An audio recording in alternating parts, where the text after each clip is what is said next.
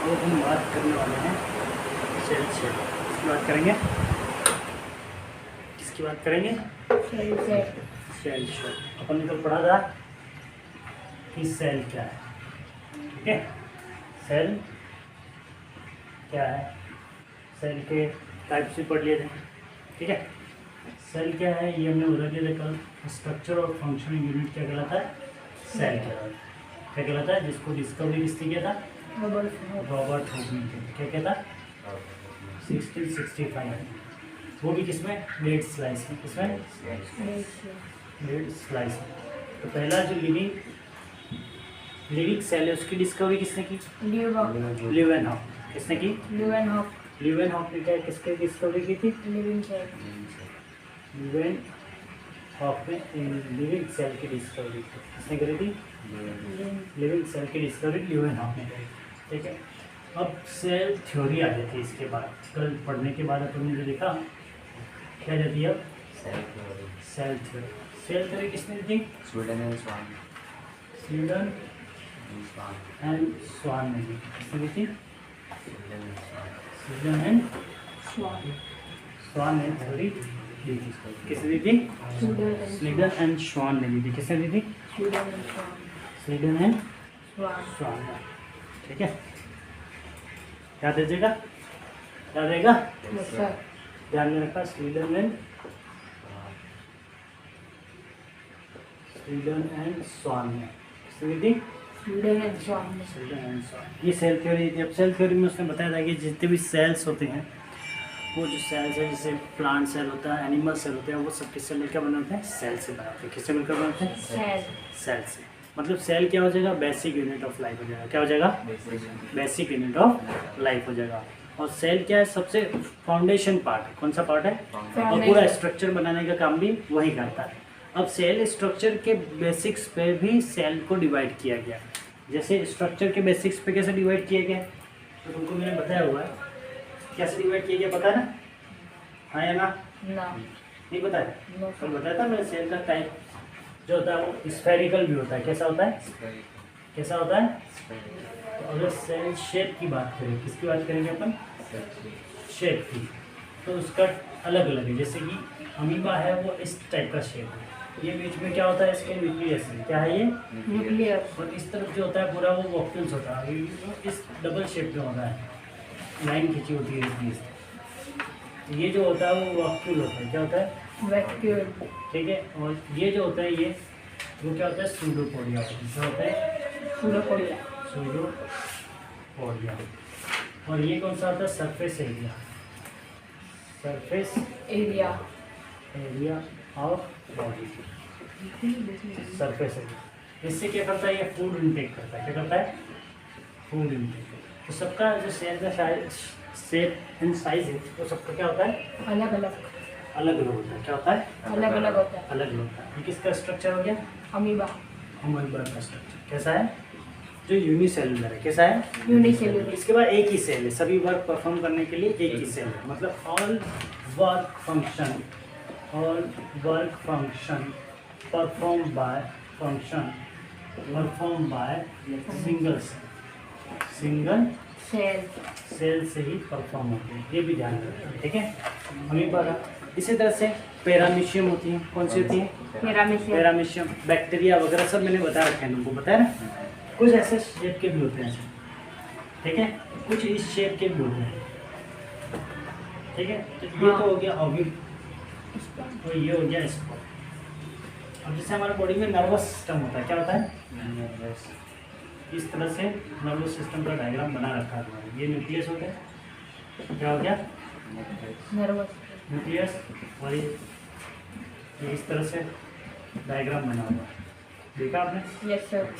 ये कौन सा सिस्टम है? नर्वस है। न्यूरॉन का स्ट्रक्चर कहलाता है। क्या कहलाता है? ठीक है।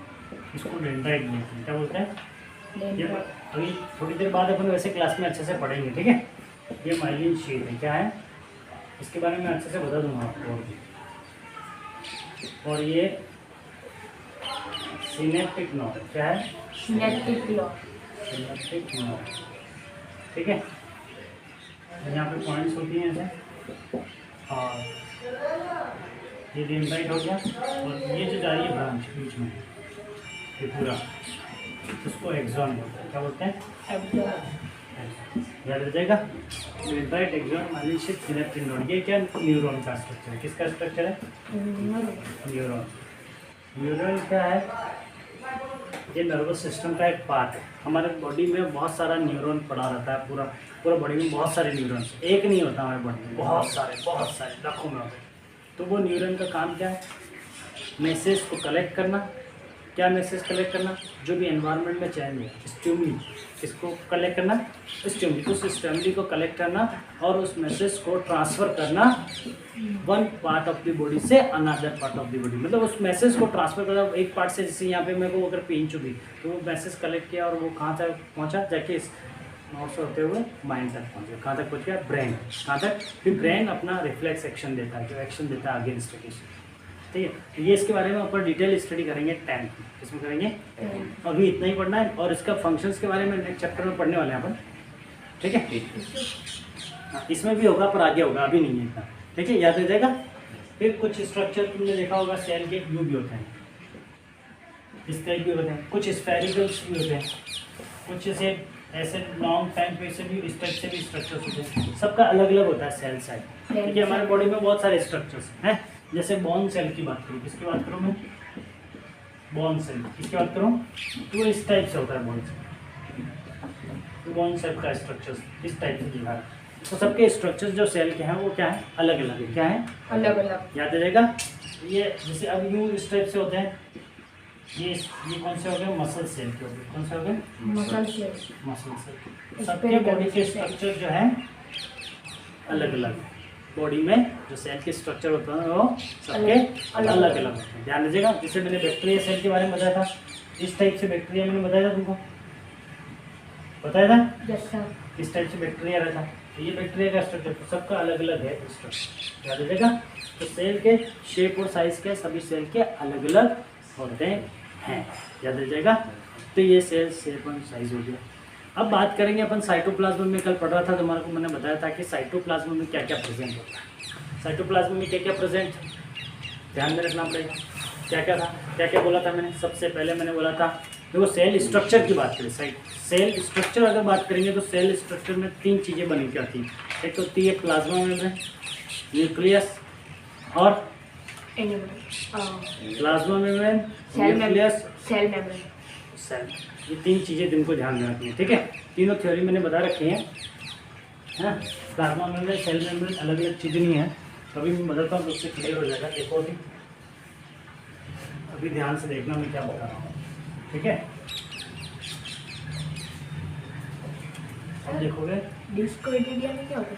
हाँ, डिस्कोइडेड अभी बता दूंगा मैं थोड़ी देर में। आरबीसी। एक आरबीसी के बारे में भी सेल बताना रहेगी अपना। एक आरबीसी भी होता है। आरबीसी क्या होता है? ब्लड में होता है। किसमें होता है?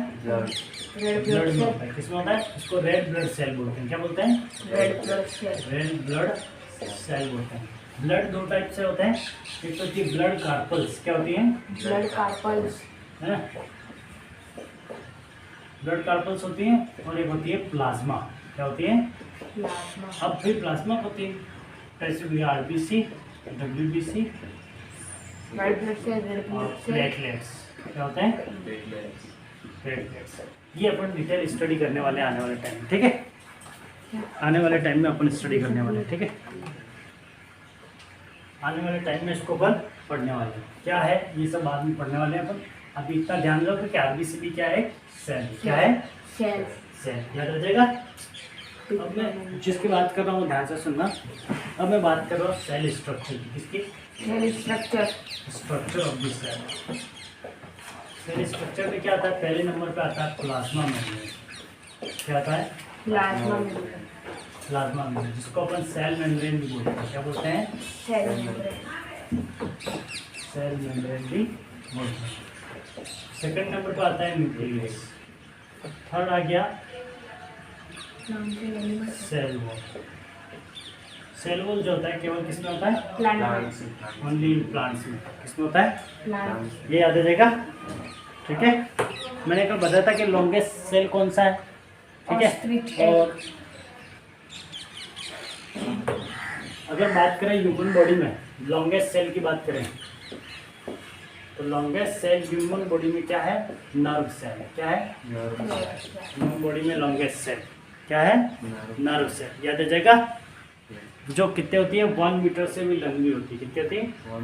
1 मीटर से भी मोर होती है। साइज है इसकी, ठीक है, नर्व सेल की, ठीक है, ये भी याद रखना। और ह्यूमन एक की सेल साइज स्मॉलेस्ट सेल तो मैंने तुमको बता दिया था, ठीक है, माइकोप्लाज्मा, ठीक है, याद आ जाएगा। और ह्यूमन एक की सेल के भी 0.1 डायमीटर की अप्रॉक्स होती है। कितनी होती है ह्यूमन एक की? 0.1 डायमीटर के, याद आ जाएगा।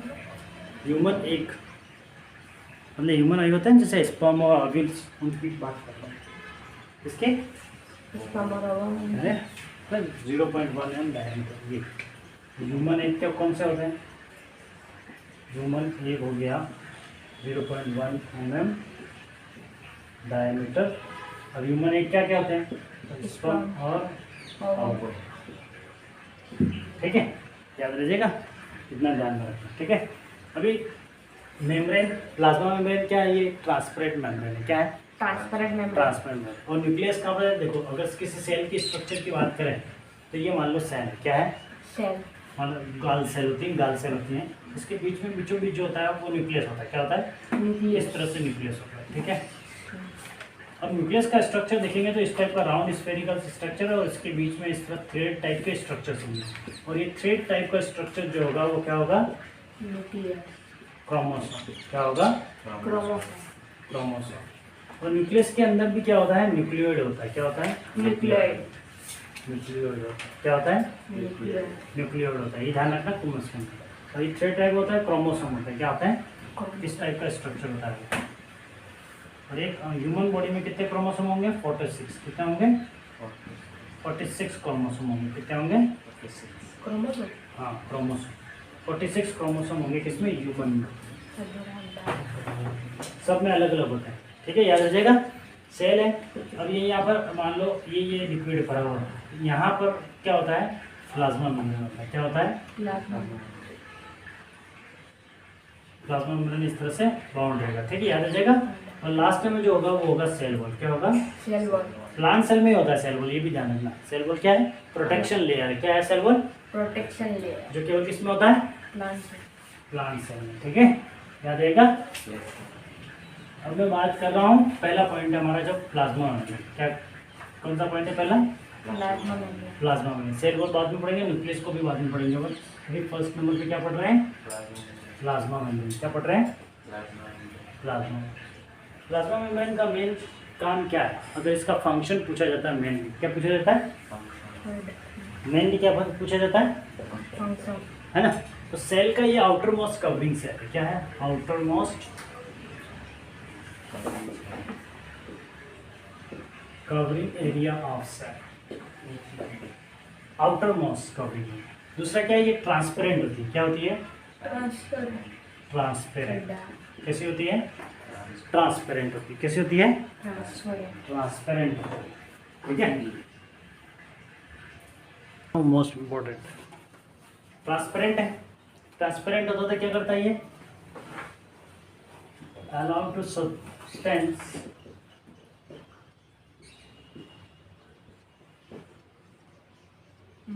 अलाउ टू सब्सटेंस मूविंग, है ना, movement. Allow to substance movement, allow करता है ये सब्सटेंस मूवमेंट को, ठीक है। मतलब ऐसे ये कैसा वर्क करता है? सेलेक्टिव परमेबल मेम्ब्रेन भी बोलते हैं इसको। क्या बोलते हैं? Selectively permeable membrane. क्या बोलते हैं? सेलेक्टिवली परमेबल मेम्ब्रेन, जिसे हम शॉर्ट में बोलेंगे एसपीएम। क्या बोलेंगे? एसपीएम। ये क्या करता है? सेल को एक्सटर्नल एनवायरनमेंट से क्या करता है? सेपरेट करता है। क्या करता है? सेपरेट करता है। एक्सटर्नल एनवायरनमेंट और इनसाइड वाला एनवायरनमेंट, उन दोनों का क्या काम करता है? इसका काम सेपरेट करने का काम होता है। सेपरेट करना मतलब ये केवल सेलेक्टिव मटेरियल को इनसाइड करते हैं और जो बेकार मटेरियल होता है, मतलब अनवांटेड मटेरियल को वो क्या करते हैं? आउट कर देते हैं, है ना। तो जो इम्पोर्टेंट मटेरियल्स होते हैं, इम्पोर्टेंट सब्सटेंस, इंपॉर्टेंट सब्सटेंस भी बोल सकते हो या यूजफुल सब्सटेंस भी बोल सकते हो। क्या बोल सकते हो? Useful substance. इंपॉर्टेंट सब्सटेंस या यूजफुल सब्सटेंस जो होगा वो इन हो जाएगा। क्या हो जाएगा? वो इन हो जाएगा इनसाइड। और जो वेस्ट सब्सटेंस होगा क्या होगा? वेस्ट सब्सटेंस जो होगा वो क्या हो जाएगा? आउटसाइड हो जाएगा। क्या हो जाएगा? आउटसाइड। और वो कौन से प्रोसेस के थ्रू होते हैं? दो प्रोसेस, एक तो है ऑस्मोसिस। कौन सा प्रोसेस है? ऑस्मोसिस। और एक है डिफ्यूजन प्रोसेस। कौन सा प्रोसेस है? डिफ्यूजन। डिफ्यूजन जैसे exchange of gases. Gases exchange सुना है आपने? हमारे बॉडी में गैसेस एक्सचेंज होती है। कौन कौन सी होती है गैसेस एक्सचेंज? O2 और CO2। O2 इन होता है और CO2 आउट हो जाता है। हमारी बॉडी में क्या हो जाता है? O2 इन सड़ जाता है और वो CO2 बाहर जाता है। गैसेस एक्सचेंज डिफ्यूजन प्रोसेस के थ्रू होता है। ठीक है। ऑस्मोसिस में क्या होता है? सब्सटेंस जो है वो इनसाइड और आउटसाइड जाते हैं। पर इन दोनों में यही है। अपन बोल सकते हैं कि ऑस्मोसिस में जो सब्सटेंस है वो हायर कंसंट्रेशन से लोअर कंसंट्रेशन जाता है by SPM, by through SPM जाएगा। इसमें कोई भी ट्रांसपेरेंट मेम्ब्रेन नहीं होगी बीच में। ठीक है। इसमें डायरेक्ट जाएगी higher concentration to lower concentration. ठीक है। देखो बॉडी के इनसाइड अगर बात करें तो वहाँ पर लो कंसंट्रेशन में रहेगा। अगर ये इनसाइड बॉडी बात करें, इनसाइड बॉडी, इसकी डेफिनेशन अभी मैं बताऊंगा, पहले समझ लो। इनसाइड बॉडी जो रहेगी वो कैसा रहेगा? लोअर कंसंट्रेशन पे रहेगा। क्या रहेगा? Lower concentration. और आउटसाइड बॉडी एनवायरनमेंट में या एटमॉस्फेयर में, ATM एटमॉस्फेयर में जो O2 रहेगी वो कैसा रहेगा? Higher concentration. कैसा रहेगा? Higher concentration. हायर कंसंट्रेशन में रहेगा। तो इसमें क्या होता है? गैसेस लोअर कंसंट्रेशन से हायर कंसंट्रेशन जाती है, हायर कंसंट्रेशन से लोअर कंसंट्रेशन। अब देखो जो O2 इनसाइड बॉडी है, ठीक है, वो तो इनसाइड रहेगी। ठीक है। और CO2 आउटसाइड रहेगी। तो अब जो बॉडी के अंदर जो CO2 होगा वो भी आउटसाइड जाएगी, है ना। और CO2 इनसाइड आएगी। यही मीनिंग है। तो अब ये जो एक्सचेंज है, एक्सचेंज हो रहा है जो गैसेस, वो कौन से प्रोसेस के थ्रू हो रहा है? डिफ्यूजन। अब डिफ्यूजन क्या है ये पता होना चाहिए। ठीक है। पता चला? अभी मैं बता रहा हूँ डिफ्यूजन क्या है। डिफ्यूजन क्या है देखो, एक बार और देख लो ताकि पता चले तुमको क्या बोल रहा हूँ। प्लाज्मा मेम्ब्रेन, सेल मेम्ब्रेन, इसको सेलेक्टिवली परमेबल मेम्ब्रेन भी बोलते हैं। क्यों? क्योंकि ये सेलेक्टिव मटेरियल को ही इन करता है और वेस्ट मटेरियल को आउट करता है। इसका मेन काम ही ये। What is the main function of the plasma membrane? It's allowed to permit या allow to substance in and out, है ना। सब्सटेंस को अलाउ करता है इन होने में सेल के इनसाइड में और सेल के आउटसाइड में। इसीलिए इसको सेलेक्टिव परमेबल कहते हैं, क्योंकि ये यूजफुल सब्सटेंस को इन कर लेगा सेल के इनसाइड में और हार्मफुल सब्सटेंस को आउट कर देगा। अब वो कौन से प्रोसेस के थ्रू हो सकती हैं? तो वो दो प्रोसेस, ऑस्मोसिस और डिफ्यूजन प्रोसेस के थ्रू। याद रखिएगा। डिफ्यूजन में क्या हो जाएगा? Substance move higher concentration to lower concentration, is called diffusion. Osmosis substance move higher concentration to lower concentration through SPM। Substance का मूवमेंट किसके थ्रू हो रहा है? SPM, सेलेक्टिवली परमेबल मेम्ब्रेन के थ्रू हो रहा है। ठीक है। एक मेम्ब्रेन के थ्रू होता है, थ्रो मेम्ब्रेन ये भी बोल सकते हो आप। ठीक है। थ्रो मेम्ब्रेन, अगर मेम्ब्रेन के थ्रू अगर सब्सटेंस मूव कर रहा है, किसके थ्रू? मेम्ब्रेन के थ्रू अगर सब्सटेंस मूव कर रहा है तो वो क्या कहला जाएगा? ऑस्मोसिस। और ये without direct movement higher concentration to lower concentration, तो वो क्या कहला जाएगा? डिफ्यूजन। अभी मैं बता रहा हूँ, उसका पता चल जाएगा। ये पता चल गया इतना। अभी देखो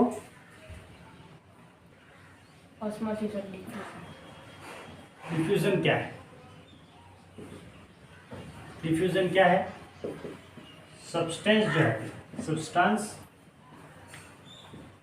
move higher concentration to lower concentration, higher concentration to lower concentration, lower concentration, है ना। लाइक ऑक्सीजन है, like oxygen CO2, O2। Atmosphere में ऑक्सीजन कितना होता है? हायर अमाउंट में रहता है। हाँ, हायर कंसंट्रेशन बोल दिया इसको, है ना। जब वो हायर कंसंट्रेशन जो एनवायरनमेंट में है, किसमें है? एनवायरनमेंट। एनवायरनमेंट से कहा सकता है बॉडी के इनसाइड में। हाँ, बॉडी इनसाइड में क्या है? ऑक्सीजन क्या होगा? लोअर कंसंट्रेशन में होगा। हाँ, गो इनसाइड बॉडी, है ना। तो मूवमेंट हुआ कि नहीं, हायर कंसंट्रेशन से लोअर कंसंट्रेशन में मूवमेंट हुआ कि नहीं अभी। तो ये प्रोसेस कौन सा कहलाएगा, डिफ्यूजन। कौन सा कहलाएगा ये प्रोसेस, डिफ्यूजन। पता चला कुछ भाई, बाहर ऑक्सीजन ज्यादा होता है कि अंदर ज्यादा होता है, बाहर हैं बाहर बाहर। तो कौन सा कंसंट्रेशन हुआ, हायर, हायर हाँ या ना, हाँ हायर हुआ कि नहीं। अब अगर बाहर से अंदर जाएगा हमारे बॉडी में, तो अंदर ऑक्सीजन थोड़ी ज़्यादा है, ठीक है। तो फिर ऑक्सीजन अंदर जा रहा है, बाहर कंपेयर एनवायरनमेंट ऑक्सीजन और इनसाइड बॉडी कंपेयर में कहेंगे तो ऑक्सीजन कहाँ जाता है, बाहर। Outside atmosphere. तो वो ऑक्सीजन कहाँ जा रहा है, बॉडी के इनसाइड जा रहा है। तो ये प्रोसेस कौन सा कहलाएगा, डिफ्यूजन। कौन सा कहलाएगा, डिफ्यूजन का कहेंगे higher concentration to lower concentration पे ऑक्सीजन का जाना। याद रह जाएगा, पता चला।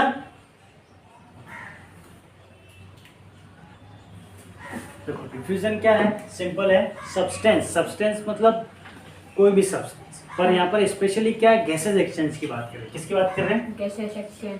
Gas exchange. एक गैस एक्सचेंज समझना, गैस एक्सचेंज क्या हो रहा है हमारे बॉडी में, O2 क्या जा रहा है, इनसाइड जा रहा है, हाँ इनसाइड जा रहा है, CO2 जा रहा है, कहाँ से जा रहा है, बाहर से अंदर आ रहा है, हायर टू लोअर। हाँ, from mouth, yes from mouth. Mouth. अब माउथ कहाँ से जा रहा है, एटमॉस्फेयर से। तो एटमॉस्फेयर में O2 ज़्यादा है ना। तो O2 यहाँ पर हायर कंसंट्रेशन हुआ, क्या हुआ, हायर। कंसंट्रेशन का मतलब ये होता है कि कितने अमाउंट में O2 प्रेजेंट है एनवायरनमेंट में, ये होता है कंसंट्रेशन। ज़्यादा है तो हायर, कम है तो लोअर। तो हायर कंसंट्रेशन हो गया O2, पता चला। अब ये किस में जा रहा है, लोअर। Lower concentration. O2 जो इनसाइड बॉडी है मतलब वो lower है। तो लोअर हो जाता है ये। हाँ, तो यहाँ पर अपन देख रहे हैं कि गैस जो है O2 हाँ। वो हायर कंसंट्रेशन से लोअर कंसंट्रेशन जा रही है, डायरेक्ट है, कोई मीडियम नहीं है बीच में ना। तो इस टाइप का जो मूवमेंट हुआ गैस का, उसको कहेंगे अपन डिफ्यूजन। डिफ्यूजन का और एग्जांपल अगर समझना हो तो जैसे स्प्रे, हाँ स्प्रे, बॉडी स्प्रे देखे ना, yes sir. Body spray. Sanitiser देखा है, सैनिटाइजर भाई, सैनिटाइजर देखा है, तो अंदर जो है लिक्विड ज्यादा रहता है, हाँ बाहर लिक्विड कम रहता है। तो हायर कंसंट्रेशन से बाहर निकला, तो लोअर हो जाता है। लोअर हो गया। यस और नो, पता चला कि नहीं। बॉडी स्प्रे देखा होगा आपने, हाँ लगा देता है ना। तो अंदर तो लिक्विड स्प्रे रहता है, जब बाहर आता है तो गैस बन जाती है पूरी, हाँ पता चला। तो अंदर हायर कंसंट्रेशन हुआ और बाहर लोअर। किसका, बॉडी स्प्रे में वाला। और सैनिटाइजर, जो सैनिटाइजर नहीं करते थे अपन, अंदर पानी के साथ बाहर हाँ, आके गैस फिर बाहर जाते गैस बन जाती है, तो वो हायर कंसंट्रेशन था अंदर, फिर लोअर कंसंट्रेशन। तो इस तरह का जो ट्रांसफर है सब्सटेंस मॉलिक्यूल्स का, सब्सटेंस का, वो क्या कहलाएगा, डिफ्यूजन। डिफ्यूजन। पता चला, है ना। तो गैसेज एक्सचेंज हो गई, पता चल गया। तो ये हो गया डिफ्यूजन। क्या हो गया ये, डिफ्यूजन। डिफ्यूजन। तो मॉलिक्यूल सब्सटेंस का movement higher concentration to lower concentration is called diffusion. Diffusion. Example sanitiser spray, body spray, उसमें हायर कंसंट्रेशन और exchange of gases O2 CO2 in our body. अब एक और एग्जांपल इसका देखो, CO2 कहाँ होता है ज़्यादा, एनवायरनमेंट में होता है कि बॉडी में, बॉडी में होता है। हाँ CO2 हायर कंसंट्रेशन किस में होगा, बॉडी में। Higher concentration in body, body, inside body कहाँ होगा। इनसाइड अब बॉडी। ये कहाँ जाएगा, Outside. लोअर कंसंट्रेशन, आउटसाइड में, लोअर कंसंट्रेशन आउटसाइड बॉडी, कहाँ चला जाएगा, आउटसाइड, बाहर। Outside body.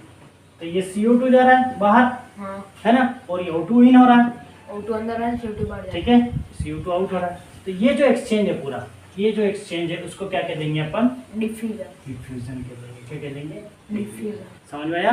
तो जो लोअर कंसंट्रेशन है, हायर कंसंट्रेशन से ऑक्सीजन इन हो रहा है, याद रह जाएगा, क्लियर। ये डिफ्यूजन।